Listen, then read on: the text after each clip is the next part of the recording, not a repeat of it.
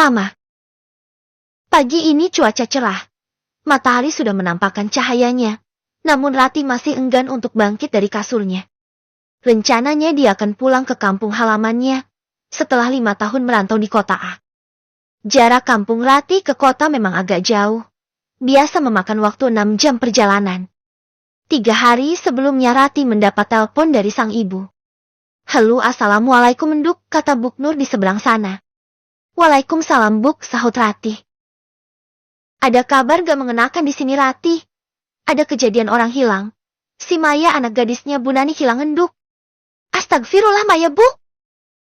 Rati terkejut mendengar Maya teman masa kecilnya itu hilang.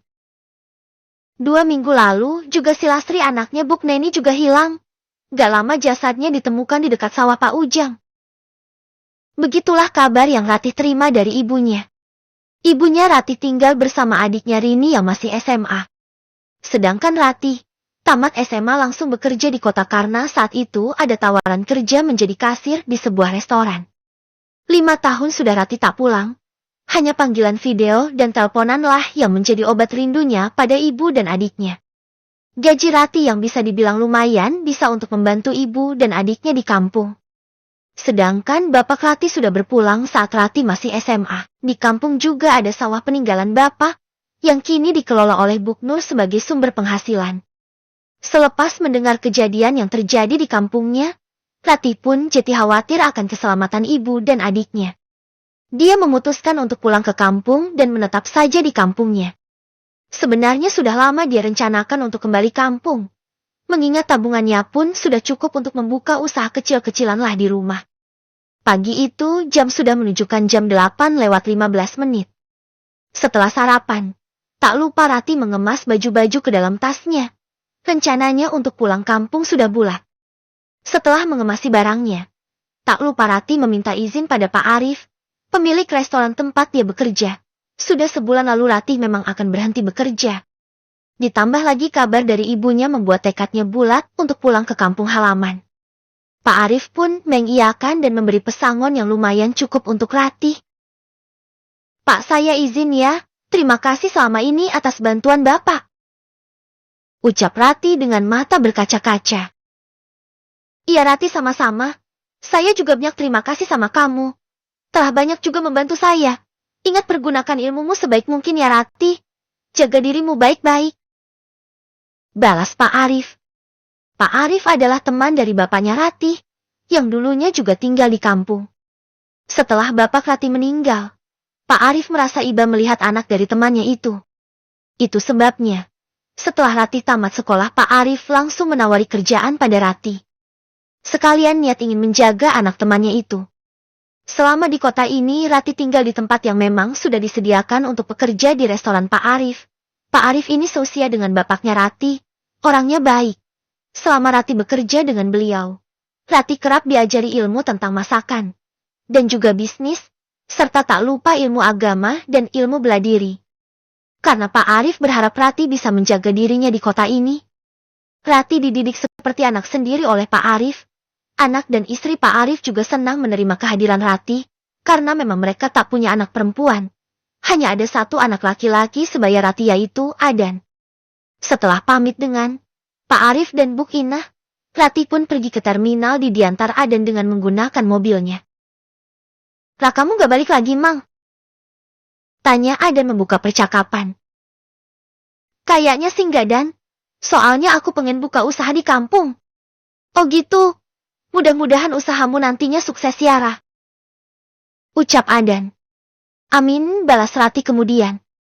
Setelah 15 menit berkendara tibalah mereka di terminal. Adan dengan sigap membantu Rati membawakan tasnya menuju loket. Setelah membeli tiket, Rati pun menuju bus yang menuju kampungnya.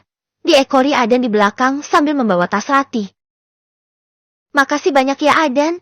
Udah bantu. Oh ya, nanti kapan-kapan mainlah ke kampung. Udah lama loh kamu gak kesana." "Iya, insya Allah aku kesana Ra, kalau ada libur sekalian mau lihat-lihat suasana kampung kayak gimana ya sekarang," hehe balas Adan sambil tertawa kecil. Adan ini dulunya memang tinggal sekampung dengan Rati.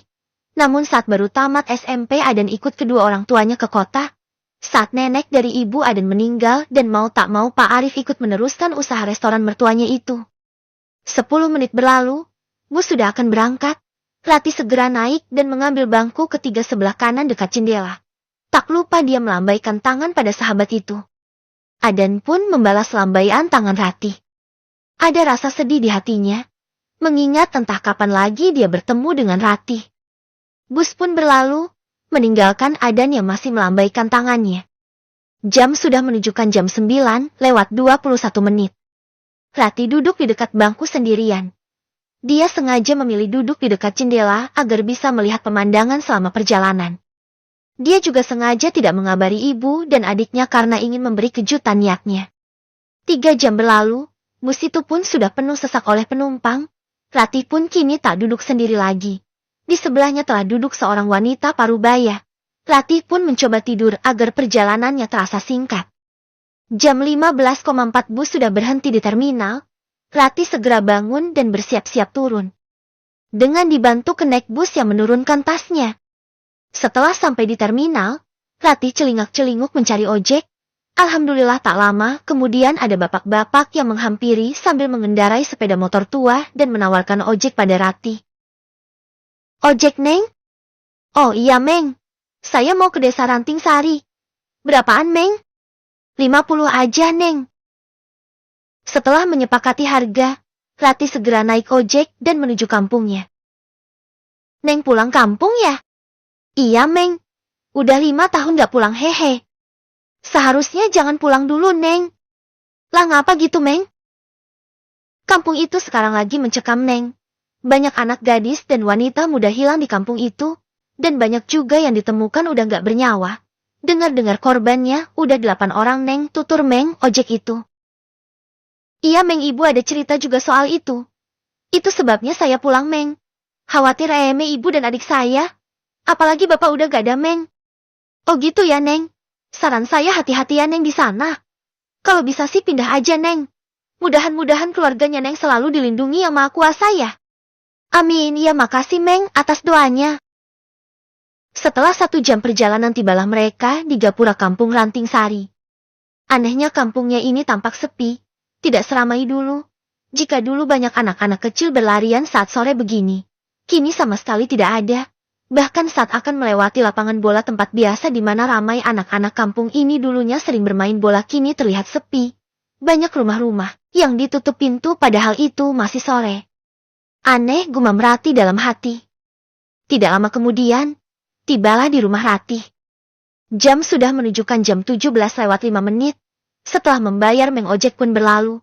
Sebelum pergi, Meng ojek bilang, "Neng, hati-hati ya di kampung ini." Rati hanya senyum mengangguk mendengar perkataan Meng ojek itu. Bersambung ke bab 2. Bab kedua. Dari dalam rumah Buk Nur yang mendengar suara sepeda motor, bergegas menuju pintu utama ingin melihat siapa yang datang itu. Dia membuka pintu, dan terlihatlah sosok yang selama ini dirindukannya itu. "Ya Allah, Henduk, kamu kondak kasih kabar mau datang," ucap Buk Nur dengan mata berembun. Dengan cepat ibu dan anak itu berangkulan melepas rindu yang bertahun-tahun ditahan. Rati tak kuasa membendung air mata melihat ibunya yang selama ini dia rindukan. "Ayo masuk, Henduk, cepat sini, jangan lama-lama di luar," titah Buk Nur setelah melepaskan rangkulan itu.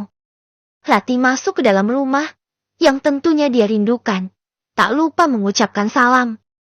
Tidak ada yang berubah, hanya tripleknya saja yang diganti dan dicat berwarna biru muda. Terpajang juga di dinding foto-foto keluarga kenangan masa kecil Rati dan Rini. Ceklek! Buk Nur langsung mengunci pintu. "Kok dikunci, Bu? Kan masih sore ini." "Udah gak apa-apa. Ayo, Nduk, kamu pasti lapar, ibu udah masak. Itu ada ikan sambal. Sekalian itu si Rini dibangunkan dari pulang sekolah tadi masuk kamar palingan tidur." Tanpa lama-lama lagi Rati langsung menuju kamar adiknya. Hatinya sudah sangat rindu ingin memeluk adiknya itu. Derti, pintu kamar itu dibuka. Terlihat Rini sedang tidur mereng sambil memeluk guling. Badannya sudah terlihat lebih bongsor. Dengan lembut Rati membangunkan adiknya.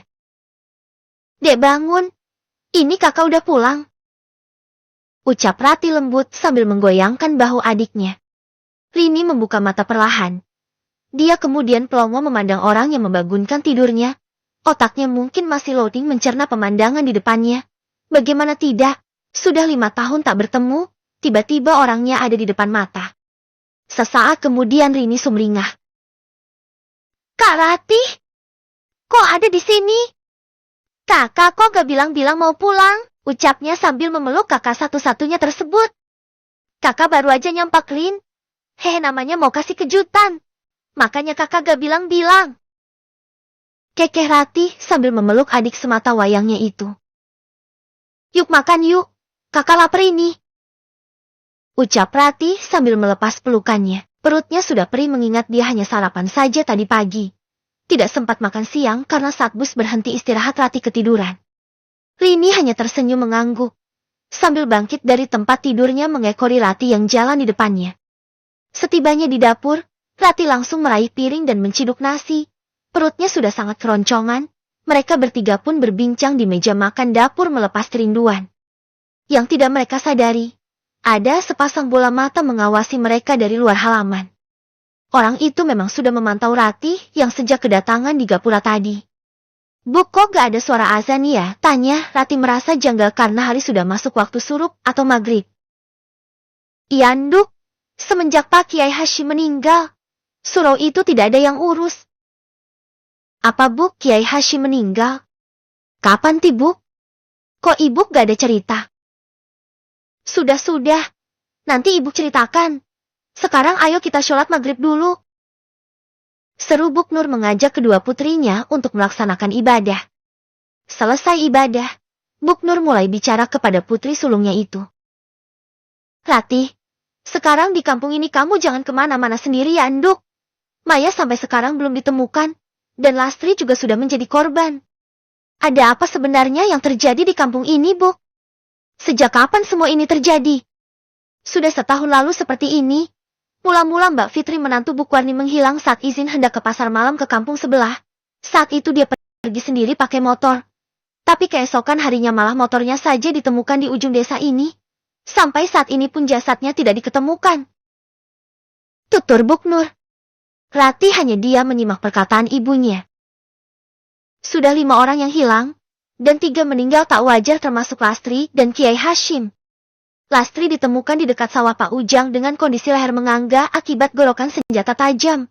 Sementara Kiai Hashim ditemukan meninggal di sumur rumahnya saat subuh hari perutnya menganga akibat luka tusukan. Apa tidak lapor polisi, Bu? Sudah, tapi polisi seolah bergerak lambat dalam menangani kasus ini. Dan orang-orang yang hilang ini juga tidak ada titik terangnya. Kalau malam jangan keluar-keluar ya, Nduk. Si Rini juga Ibu larang keluar setelah pulang sekolah.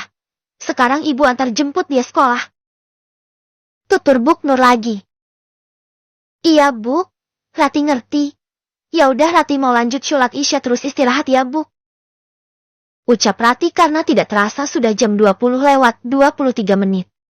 Buk Nur hanya mengangguk tersenyum menatap Rati yang beranjak bangkit hendak sholat Isya. Sementara Rini sudah di kamar memainkan handphone karena sudah sholat Isya tadi. Selesai sholat Isya Rati masuk ke kamar yang Rini yang dulunya kamar Rati juga. Rati baru mengecek handphonenya. Karena tadi di bus kehabisan data, Jeti baru saja hidup setelah dicas dari tadi. Ada notifikasi WhatsApp dari Adan. Udah sampailah. Isi pesan WhatsApp-nya. Udah Dan, jam 5:30 sore tadi. Ketik Rati. Tidak ada balasan dari Adan. Karena Wa aktif jam 16:30 tadi. Rati pun membuka aplikasi video pendek dan lanjut menonton hapnya. Begitu juga dengan Rini yang memainkan handphonenya sambil menulis catatan di buku pelajarannya. Mungkin sedang mengerjakan tugas sekolahnya. Srik, srik. Tiba-tiba terdengar suara langkah kaki dari samping kamar mereka. Rati yang mendengar ini sontak dia mematung mencerna suara apa itu. Rini yang tadinya sibuk mencatat di bukunya juga mematung menatap kakaknya. Srik, srik, srik. Suara itu terdengar lagi semakin mendekat kamar mereka. Rati yang duduk berhadapan dengan Rini kini saling tatap. Rati menyilangkan telunjuknya ke bibirnya kode agar Rini tetap diam. Srik, srik, Suara daun kering yang dipijak itu tepat berhenti di jendela kamar mereka. Suasana begitu tegang.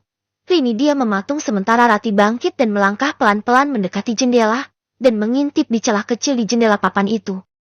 Mata Rati perlahan memicing memfokuskan penglihatan melalui celah kecil itu. Dua sosok pria mengenakan pakaian serba hitam, dengan golok di pinggangnya terlihat sedang berdiri dekat jendela kamar mereka. Sementara yang satunya lagi sedang ingin mencari-cari celah untuk mengintip juga ke kamar mereka. Sontak melihat hal itu Rati terkejut dan mundur secara perlahan. Dia menatap Rani dan berbisik. Dia ada orang di luar pakai pakaian hitam. Bawa golok. Ayo kita ke kamar ibu. Rati segera memberi kode agar Rini keluar kamar. Tok tok tok. Jendela kamar itu diketuk 3 kali. Mendengar itu Rati dan Rini sontak buru-buru kamar menuju kamar Buknur.